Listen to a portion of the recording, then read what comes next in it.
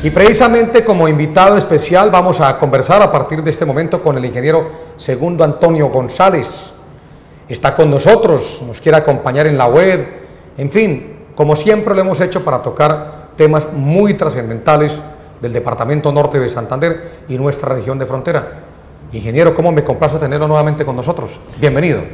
Muchísimas gracias, Freddy, por esta invitación y un saludo a la ciudadela Juan Atalaya y a los amigos de la web que nos leen, ¿no? y nos escuchan. Sí, señor.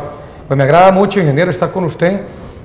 Acabamos de dar referencia a un artículo que usted nos manda a nuestra página web, donde vuelve a reiterar el llamado para diversificar los mercados, para hacer al departamento norte de Santander mucho más competitivo. ¿Usted cree que hay que seguir en ese tema para no desfallecer en esa propuesta que usted ha venido impulsando de manera cierta? Pienso que es el tema de actualidad, tenemos que hablarlo y todas las personas que se interesen por la frontera tienen que no perder este panorama de lo que el norte de Santander debe hacer en su frontera, ¿no? Y es un privilegio para usted, Freddy, porque estas notas que yo escribo van al diario La República y he llegado primero en esta oportunidad he llegado a su magazine, ¿no? a su noticiero.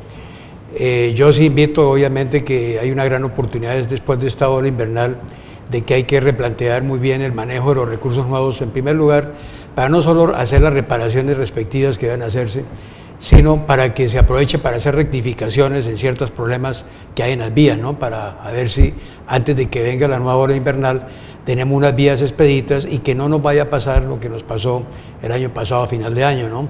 Es necesario que el departamento se mantenga conectado en cualquier época del año con la costa colombiana, así sea a través de esta vía que está muy irregular, la vía Cúcuta-Ocaña, pero que se mantenga abierta por lo menos para que los exportadores y los mineros puedan salir a los mercados internacionales. Indiscutiblemente la competitividad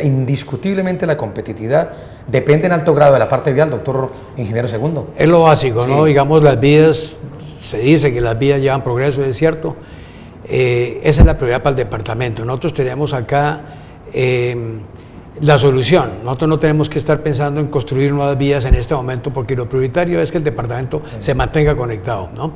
Así de que tenemos que fijar son las prioridades, ¿no? Creo que el departamento, el gobierno departamental, el gobierno nacional a través del Ministerio de Transporte, los empresarios aquí deben concentrarse en el tema de que las vías se mantengan abiertas. Eso es fundamental, que las vías no se cierren en cualquier época. Por lo menos eso, que no se cierren. Y tenemos que hacer un trabajo, obviamente, de acondicionamiento rápido, ¿no? Aprovechando los recursos que el gobierno está aportando después de esta ola invernal, para aprovechar un poquito para rectificar. Pero es obvio que tenemos que hacer un plan de mejoramiento de las vías y de dos vías fundamentales, que son las que pasan por el Catatumbo y las que van a Ocaña. Esas son fundamentales para este departamento, dado que la economía está en la minería y en el comercio, ¿no? Y hoy en día los empresarios, con el problema del desempleo que tiene el departamento, tenemos que darles un refuerzo en eso para que los empresarios no desfallezcan en la búsqueda de nuevos mercados y los puedan atender. Entonces es para mí el tema fundamental y prioritario en el departamento. ¿Y cómo hacer, ingeniero Segundo, para que el gobierno nacional, el gobierno del presidente Santos, que entre otras viene la semana entrante a Cúcuta, se interese de manera cierta por la vía del Catatumbo? Yo comparto lo que dice usted, eso es la mejor vía. Tiene que ser esa hacia el futuro. Es que yo pienso que el norte tiene que dejar un poco esos individualismos, no todos quieren hablar con el presidente, todos tienen propuestas.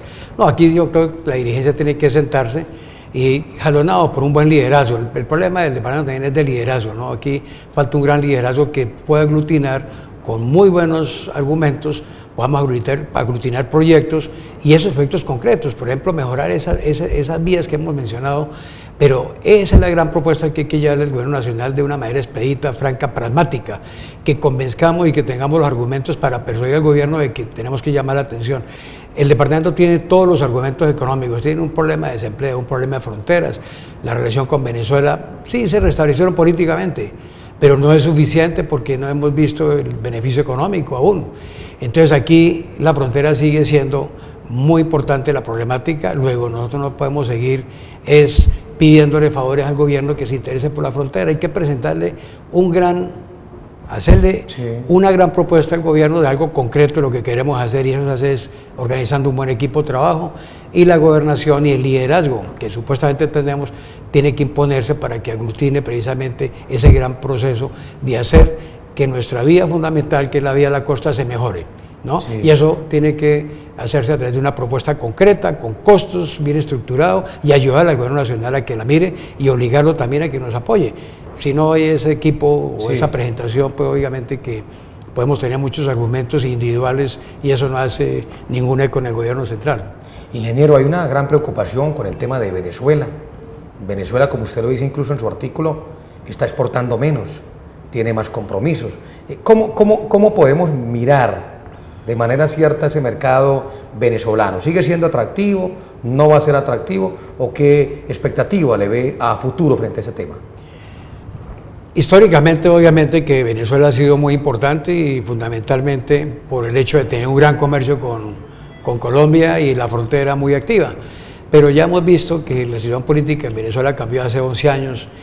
Venezuela tiene otros objetivos a nivel internacional.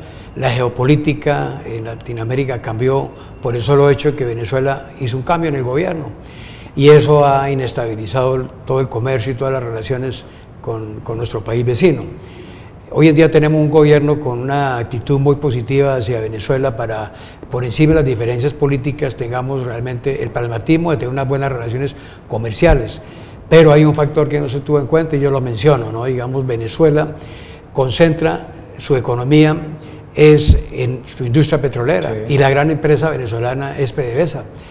Y PDVSA hoy en día, sobre PDVSA ha recaído una gran carga fiscal. Todo lo que el gobierno quiere hacer en Venezuela lo quiere hacer con los recursos de PDVSA. Obviamente que son los recursos, los ingresos de la nación, pero no se está manejando entre una estructura, digamos, presupuestal que maneja un Ministerio de Finanzas o de Economía, por ejemplo, sino que se recurre a PDVSA como el gran fuente de recursos para cualquier cosa que se le antoje al gobierno. Sí, y eso ha desestructurado la empresa como tal. La convirtieron en la caja menor. Y hoy en día PDVSA, por ejemplo, está pidiendo mucha competitividad. PDVSA es una empresa de muy alto valor, lo es, aún por activos, pero en Latinoamérica y en el mundo era una gran empresa. Era de las, yo creo que PDVSA estaba entre las 15 primeras empresas mundiales petroleras. Hoy en día PDVSA está perdiendo inclusive la tecnología que tuvo, o sea, el recurso humano se le fue, hubo una purga de las personas que no estaban de acuerdo con el gobierno actual, entonces se probó esa, y se fue la gente de mucha valía y se redujo ese know-how y le recayeron unas cargas fiscales muy altas. Adicionalmente a eso, PDVSA, por pérdida de know-how, ha perdido capacidad tecnológica para desarrollar nuevos proyectos y hoy en día la vemos en franca caída en su producción. PDVSA hoy en día exporta alrededor de 1.800.000 barriles, son casi 250.000 menos que hace un año. Claro. Y así tenga un boom de precios del petróleo, esos 250.000 barriles de menos exportaciones, obviamente que le hacen mella a las finanzas del Estado y por lo tanto, siendo PDVSA el suministro de los recursos, y con mayores, digamos, demandas por parte del gobierno para cubrir gastos, obviamente que no da abasto con sus recursos. Entonces tenemos ese problema, las exportaciones y los ingresos de Venezuela. Aquí dijimos en un programa que si Venezuela exportaba más petróleo, obviamente importaba más bienes y más cosas. Estamos en una disminución de las exportaciones venezolanas, no obstante con buenos precios. Luego no podemos esperar que Venezuela incremente sus importaciones. Luego el panorama para Colombia es no mejorar. No es buen panorama. No es bueno porque eso está dependiendo de eso. ¿Y sabe qué? Adicionalmente, Freddy, el tema del Bolívar. El Bolívar sigue devaluándose. Allá iba Entonces una moneda que se devalúa y un peso que se está apreciando, como es el caso colombiano, obviamente que no hace competitivo que el venezolano venga a comprar. Así de que la perspectiva que tenemos para el comercio local es un poco negativa. No se recupera tampoco la confianza de los exportadores. Colombia está siendo más competitiva, de pronto puede absorber esos cambios en la depreciación del bolívar, los puede absorber la industria colombiana porque tiene más competitividad en costos, pero no se da el mercado porque también hay una alta desconfianza en negociar con Venezuela. Entonces, y hoy en día pues tampoco las garantías de bancos para el comercio con Venezuela no se dan, o sea, tienen que ser con bancos extranjeros, europeos que garanticen y nadie le apuesta a Venezuela. O sea que esa perspectiva no es buena.